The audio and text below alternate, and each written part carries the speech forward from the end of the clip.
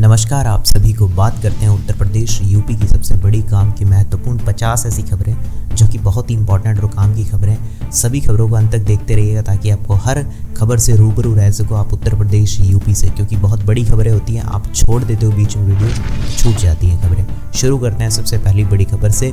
श्री कृष्ण जन्मभूमि विवाद, जब कोई दस्तावेज नहीं तो संपत्ति वक्फ की कैसे, हाईकोर्ट में हिंदू पक्ष ने उठाया सवाल। आपको बता दें, मथुरा में श्री कृष्ण जन्मभूमि और शाही ईदगाह विवाद को लेकर दाखिल 18 मुकदमों में गुरुवार को भी सुनवाई हुई और सुनवाई पूरी नहीं होने पर कोर्ट ने अगली सुनवाई के लिए 7 मई की तारीख लगाई गई है।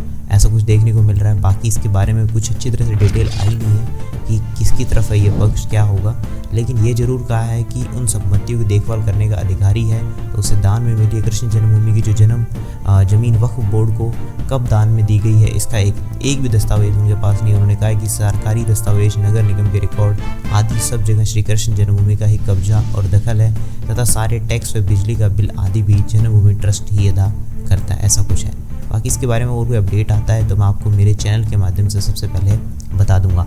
चलिए इसी के बाद बात करते हैं अगली बड़ी खबर। उससे पहले आपसे निवेदन, इस वीडियो को लाइक नहीं किया तो लाइक जरूर से कर दीजिए। लाइक का 1 रुपया भी नहीं लगता तो अभी लाइक कर दो।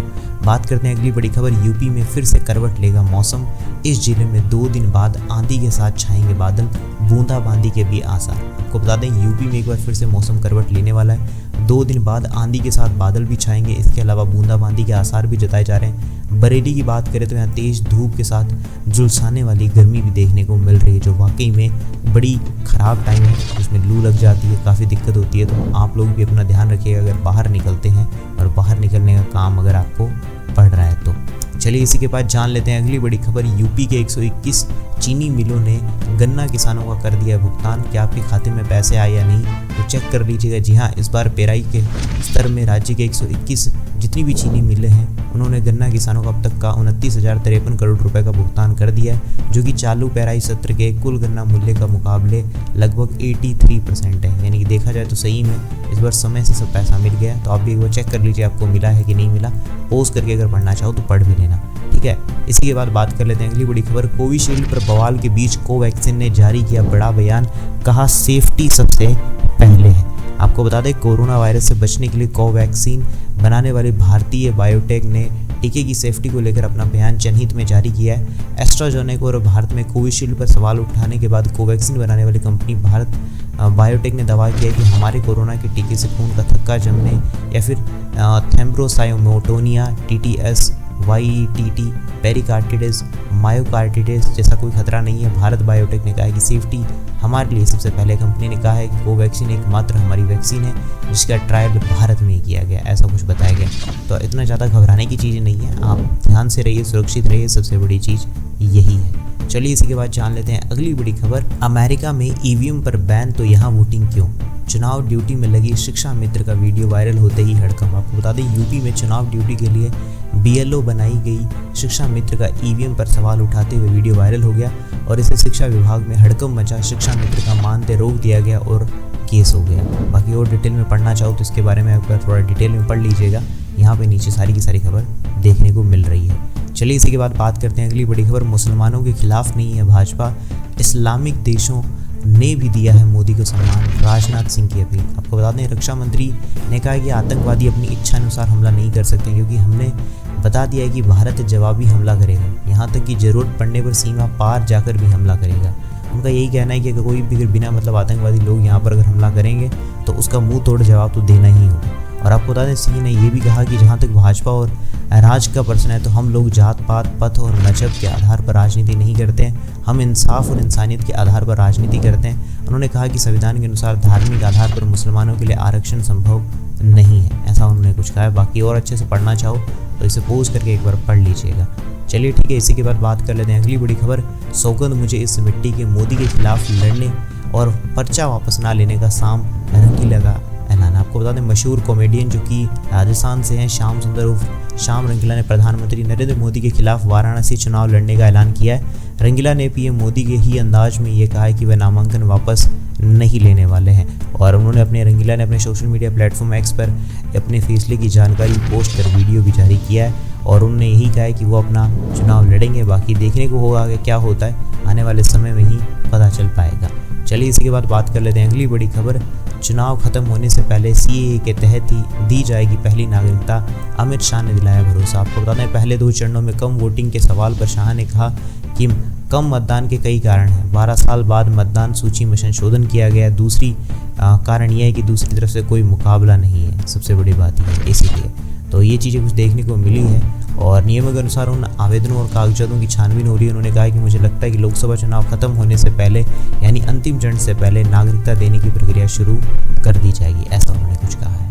तो सीए के तहत जो नागरिकता मिलनी थी वो भी मिल जाएगी जो बाहर से लोग रह रहे थे। चलिए इसी के बाद बात कर लेते हैं अगली बड़ी खबर। यूपी बोर्ड के स्कूलों में होने जा रहे हैं ये काम, नए प्रयोगों को सख्ती से लागू करने के निर्देश। आपको बता दें यूपी बोर्ड परीक्षा में खराब प्रदर्शन करने वाले विद्यालयों को बेहतर करने की कवायद अभी से शुरू हो गई है। रिजल्ट को बेहतर करने के लिए नए प्रयोग और सख्ती के नए निर्देश जारी कर दिए गए हैं, जिससे कि रिजल्ट में और सुधार लाया जा सके ताकि बच्चों का रिजल्ट अच्छा आ सके। चलिए इसी के बाद बात कर लेते हैं अगली बड़ी खबर। यूपी में शिक्षकों को इंटरनेट के लिए प्रति माह इतने रुपए आदेश जारी है। आपको बता दें यूपी में अगर शिक्षकों को इंटरनेट के लिए प्रति माह 200 रुपये मिलेंगे। स्कूल शिक्षा की महानिदेशक कंचन वर्मा ने बुधवार को इसकी अनुमति देते हुए आदेश भी जारी कर दिया। मतलब जो शिक्षक है उनको 200 रुपये दिए जाएंगे, जो कि उन्हें इंटरनेट कनेक्टिविटी के लिए होगा। सिम स्थानीय स्तर पर कनेक्टिविटी और नेटवर्क के आधार पर खरीद दिए जाएंगे।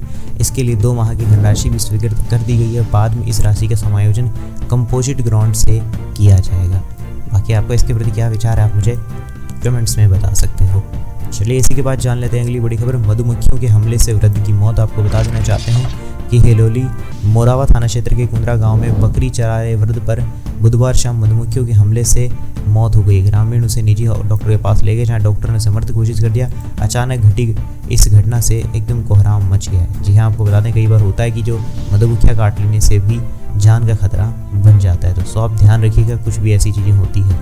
चलिए इसी के बाद जान लेते हैं अगली बड़ी खबर। रुपए कार्ड पर मिल रहा है 15,000 रुपये तक का कैशबैक, कैसे उठाएं फ़ायदा। आपको बता दें रुपए की ओर से ग्राहकों के लिए कैशबैक ऑफर निकाला है। 1 मई 2024 से लेकर 31 जुलाई के बीच इस ऑफर का फ़ायदा उठाया जा सकता है। और इसका कैसे फ़ायदा उठा सकते हैं आपको बता दें, आप इसको पॉज करके पढ़ सकते हैं। उसके लिए मैं थोड़ा सा रेट आपको बता दूं। रुपए जिसभी डेबिट और क्रेडिट कार्ड का उपयोग करने वाले ग्राहक 8 देशों में Indonesia, Malaysia, Singapore, Sri Lanka, Thailand, Vietnam, Spain और संयुक्त राज्य अमेरिका में खुदरा स्टोर पर जितनी भी खरीदारी करेंगे उसमें 25% कैशबैक लाभ उठा सकेंगे।